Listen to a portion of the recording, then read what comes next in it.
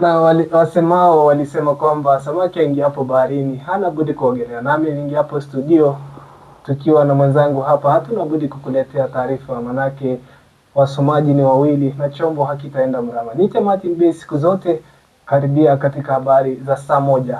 Nami ni Paulina Tele, ungana nasi katika habari za TVC 247 saa moja, lakini kwanza acha tuanze kwa vidokezo. Gavana wa Homa Bay Gladys Wanga amteua Danish Otieno kuwa naibu gavana kufuatia kujiuzuru kwake Joseph Oyugi. Kuchaguliwa tena kwa Francis Atwoli kama katibu mkuu wa KOTU kumepingwa mahakamani. Profesa George Wajackoya amesema kwamba ana imani atachaguliwa kuwa rais wa 6 na safari hii hakuna mtu atakaiba kura zake. Mercy Prudence Baika Mutie, mkazi wa kaunti ya Kirinyaga, amefikishwa mbele ya mahakama kwa kukabiliwa na mashtaka 5 ya kupata fedha kwa njia ya udanganyifu. Michezoni, Manchester yaialika Real Madrid katika pambano la kusisimua saa 5 usiku wa leo. Na kimataifa ni kwamba Iran yalalamikia kutoungwa mkono na nchi zingine za Kiislamu. Habari kamili.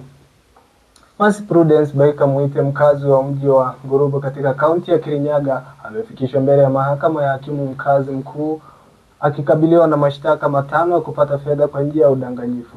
Inadaiwa kuwa Mutie aliwalaghai waathiriwa kwa kujifanya kuwa na uwezo wa kuajiri katika kikosi cha polisi nchini, akiahidi kuwapatia nafasi za kazi. Kupitia ahadi hizo za uongo, alifanikiwa kupata kiasi kikubwa cha fedha kutoka kwa watu waliokuwa wakitafuta ajira. Kwa mujibu wa upande wa mashtaka, matukio hayo yalifanyika katika nyakati tofauti ambapo washukiwa walioomba kulipa fedha ili kusaidia katika mchakato wa ajira ya polisi, jambo ambalo lilikuwa la ulaghai.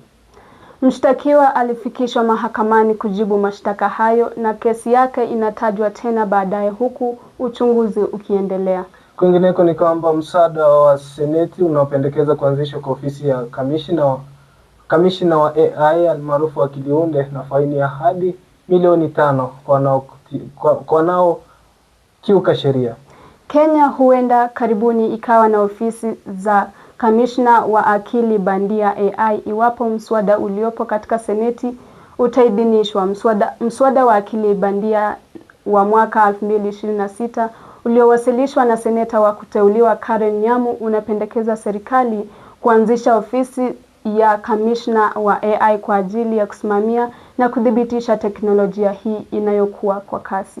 Matumizi ya AI nchini Kenya yamekuwa yakiongezeka kwa kasi. Ripoti ya Januari 2026 ya taasisi ya AI Economy ya Microsoft ilionyesha kuwa matumizi ya AI nchini yalifikia 8.1%, kiwango kilicho juu kuliko nchi nyingine za Afrika Mashariki. Kutokana na hali hiyo, mbunge huyo anapendekeza kuwa kwa ofisi ya kamishna wa AI pamoja na kamati ya ushauri kuhusu AI. Mswada unapendekeza kuundwa kwa ofisi huru ambapo rais wa Kenya amemteua kamishna huyo baada ya mchakato wa uajiri kufanywa na tume ya huduma ya umma PSC itakayozingatia wataalamu wenye sifa stahiki. Iwapo kamishna atapatikana amekiuka sheria au hana uwezo wa kutekeleza majukumu yake, rais au wizara wa ICT wanaweza kumuondoa madarakani. Raia yeyote akitaka kuondolewa kwake atalazimika kuwasilisha malalamiko ya PSC ili afanye uchunguzi na mapendekezo kutolewa ofisini. Hii itafadhiliwa na walipa kodi kupitia bajeti itakayoidhinishwa na bunge la kitaifa. Iwapo mswada huu utapitishwa, kamishna wa AI atakuwa na jukumu la kufanya ukaguzi na kutathmini hatari za mifumo ya AI, kuhakikisha inazingatia maadili, kuandaa sera, miongozo, kanuni na viwango vya usimamizi wa AI pamoja na kuhakikisha matumizi bora ya teknolojia hiyo.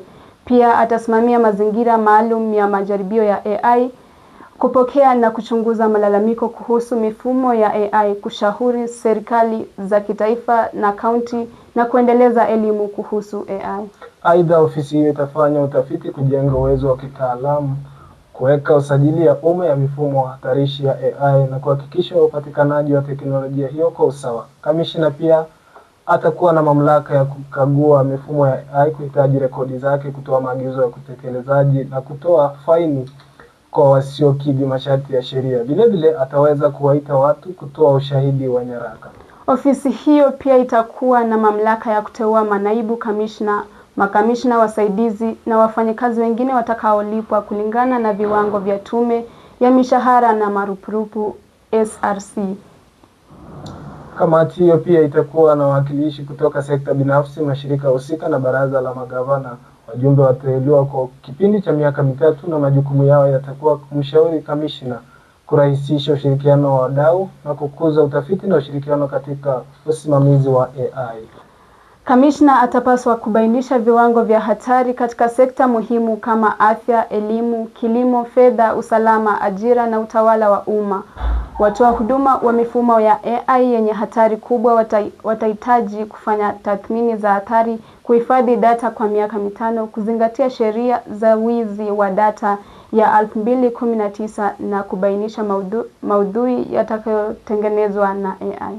Aidha, kwa kukiuka sheria, iwapo mswada utapitishwa na kutiwa saini na Rais William Ruto, watakaokiuka sheria wataadhibiwa kwa faini au kifungo. Hii inajumuisha wale watakaotumia mifumo yake ya AI yenye hatari bila kufuatia sheria, kushindwa kutoa taarifa zinazohitajika au kutofanya tathmini hatari na athari. Pia watakaokiuka maadili, kusababisha au kusambaza deepfakes zisizo halali au kuzuia kazi za kamishna wa AI watawajibishwa kisheria. Adhabu inaweza kuwa faini isiyozidi shilingi milioni 1, kifungo kisichozidi miezi 6 au vyote kwa umoja. Mswada huu unakuja wakati Kenya inaandaa sera ya kitaifa kuhusu AI na teknolojia zinazoibuka. Mnamo Novemba 2025, Wizara ya ICT iliwaalika wataalamu kutoka serikali ya vyuo vikuu, mashirika ya kiraia na kampuni changa ili kuandaa mfumo wa sheria ya matumizi ya teknolojia hizi.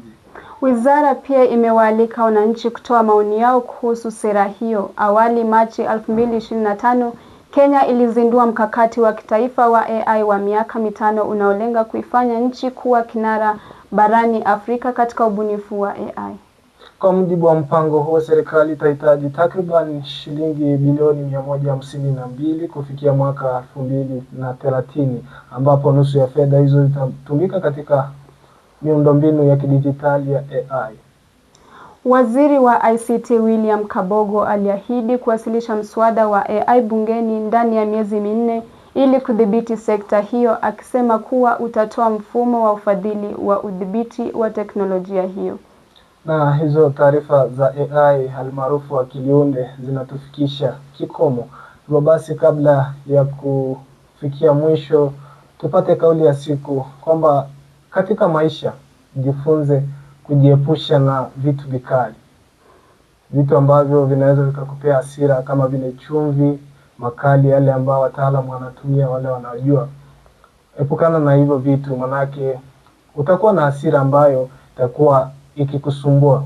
Ukimguza mtu hivi kidogo unakasirika, unamrudishia matusi zaidi ya 10 kwa wakati mmoja. Jiepushe sana. Nite Martin Base kama kawa. Endelea kutazama TVC 247, kituo ambacho kinaaminika kwa habari zilizochambuliwa zikachambukika. Asante sana kwa kuungana nasi hadi tamati. Jina langu ni Paulina Telo. Tukutane hapo kesho.